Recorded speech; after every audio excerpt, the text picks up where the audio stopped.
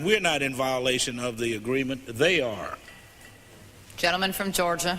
I'm not sure we're going to settle that violation question here today, but I'll yield 1 minute to the gentleman from Texas, Mr. Paul, to try. Gentleman from Texas is recognized for 1 minute. Thank the gentleman for yielding. Madam Speaker, I rise in support of this rule, and I support H.R. 2846, which forbids the use of federal funds to develop or implement a national test without explicit authorization from Congress.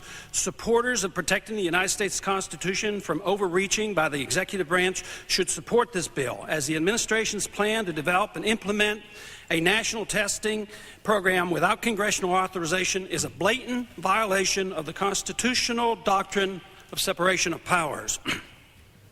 However, support of this bill should in no way be interpreted to imply that Congress has the power to authorize national testing. Education is not one of the powers delegated to the federal government, and as the 9th and 10th Amendment makes clear, the federal government can only act in those areas where there is an explicit delegation of power. Therefore, the federal government has no legitimate authority to legislate in this area of education.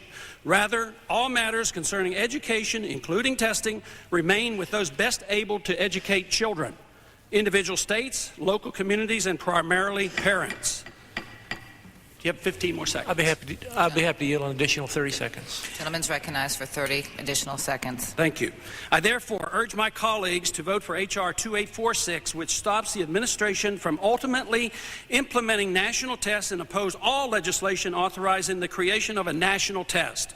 Instead, this Congress should work to restore control over their children's education to the American people by shutting down the federal education bureaucracy and cutting taxes on American parents so they may better provide for the education of their own children. And I yield back.